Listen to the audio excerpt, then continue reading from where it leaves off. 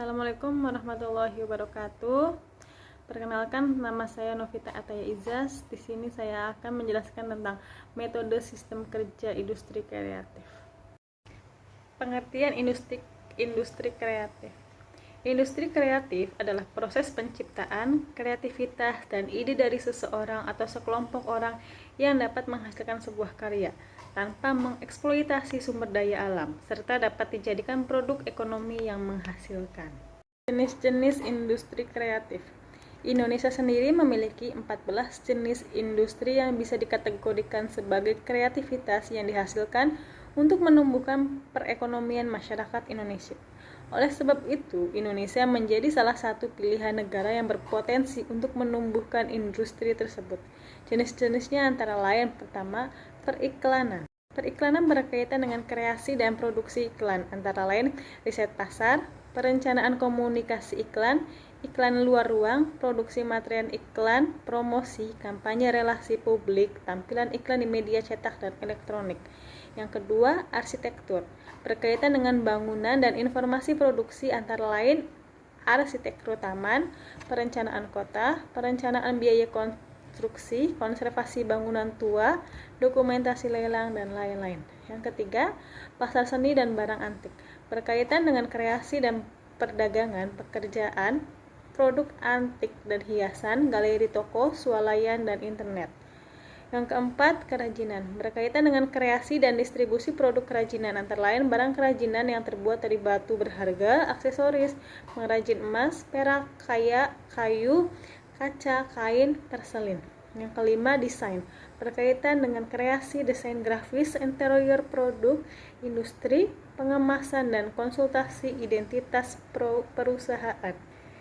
Yang keenam, desain fashion, berkaitan dengan kreasi pakaian, alas kaki, aksesoris, produksi pakaian mode.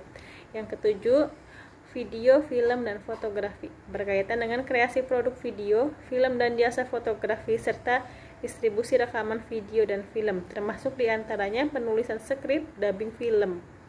Yang kedelapan, permainan interaktif, berkaitan dengan kreasi, produksi, dan distribusi permainan komputer dan video yang bersifat hiburan. Yang kesembilan, musik, berkaitan dengan kreasi, produksi, distribusi, dan retail rekaman suara, hak cipta rekaman, promosi musik, penulisan lirik. Yang kesepuluh, seni pertunjukan, berkaitan dengan kreasi, pengembangan konten, produksi pertunjukan balet, tarian tradisional. Yang ke-11, penerbit dan percetakan, berkaitan dengan penulisan konten dan penerbitan buku, jurnal, koran, majalah. Yang ke-12, layanan komputer dan piranti lunak, berkaitan dengan pengembangan teknologi informasi termasuk jasa layanan komputer, pengembangan piranti lunak, integrasi sistem. 13, televisi dan radio, berkaitan dengan usaha kreasi, produksi dan pengemasan, penyiaran dan transmisi televisi dan radio. 14, riset dan pengembangan, berkaitan dengan usaha inovatif yang menawarkan penemuan ilmu pengetahuan dan teknologi, termasuk penerapan ilmu pengetahuan dan teknologi tersebut untuk memperbaiki produk dan kreasi produk baru. Dan yang terakhir, kuliner, berkaitan dengan kreasi, penataan tata ruang termasuk interior, menu makanan, dan nuansa. Ke-14 jenis industri tersebut termasuk kategori kreatif. Hal tersebut dikarenakan tumbuhnya industri ini karena kreativitas dan ide yang dihasilkan. Seseorang bisa menghasilkan ide yang menjadi karya yang bisa menghasilkan uang. Ciri-ciri industri kreatif. Ciri-cirinya terdiri dari 3. Yang pertama, industri yang unsur utamanya adalah kreativitas, keahlian dan talenta yang berpotensi meningkatkan kesejahteraan melalui penawaran kreasi intelektual. Yang kedua, industri kreatif terdiri dari penyediaan produk kreatif langsung kepada pelanggan dan pendukung menciptakan nilai kreatif pada sektor lain yang secara tidak langsung berhubungan dengan pelanggan. Dan yang terakhir, produk kreatif mempunyai ciri-ciri siklus hidup yang singkat, margin yang tinggi, keanekaragaman yang tinggi, persaingan tinggi, dan mudah ditiru. Manfaat industri kreatif. Ada beberapa manfaat dari industri kreatif. Yang pertama, menjadikan industri di bidang kreatif sebagai tulang punggung perekonomian negara. Banyak industri yang ada pada saat ini tidak mungkin sepenuhnya bergantung kepada alam. Mengingat keterbatasannya, oleh sebab itu Indonesia sedang mencontoh dari negara-negara maju yang menjadikan industri di bidang kreatif sebagai tulang punggung perekonomian negara tersebut. Yang kedua, dapat menumbuhkan kreativitas dan inovasi produk dari masing-masing pelaku bisnis. Khususnya negara Indonesia yang memiliki banyak tenaga kerja usia produktif. Dengan demikian, memungkinkan untuk menciptakan ide-ide baru di kalangan mereka. Yang ketiga, sebagai penopang perekonomian. Industri di bidang kreatif bisa sebagai penopang perekonomian Indonesia. Itulah sebabnya industri ini mulai dilirik oleh negara sebagai penopang perekonomian di Indonesia. Industri ini diharapkan menjadi alternatif lain perkembangan industri saat ini. Kebijakan pemerintah sadar akan potensi yang besar untuk menopang pertumbuhan ekonomi, seperti halnya negara maju yang mulai menumbuhkan industri tersebut untuk kegiatan perekonomian yang lebih baik. Berikut ini beberapa kebijakan pemerintah ekonomi guna meningkatkan industri ini. 1. Mengintegrasikan aset dan potensi. Kebijakan pemerintah yang pertama kali ini mengenai industri 4.0 ini dengan cara mengintegrasikan aset dan potensi pengembangan kreativitas. Memaksimalkan pengelolaan aset dapat dijadikan sumber modal industri ini. Dengan demikian, potensi kreativitas dapat dikembangkan dengan baik. Yang kedua, mendorong inovasi dan kreativitas.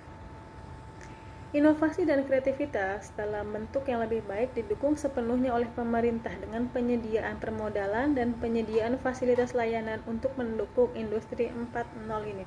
Dengan demikian, semakin memicu pertumbuhan ekonomi untuk menghasilkan ide kreatif yang dapat bernilai. Yang ketiga, membentuk Bekraf, Badan Ekonomi Kreatif. Badan Ekonomi Kreatif merupakan institusi yang dibentuk oleh Presiden guna memfasilitasi dan menjadi wadah pengelolaan kreativitas yang dapat dikelola menjadi ide.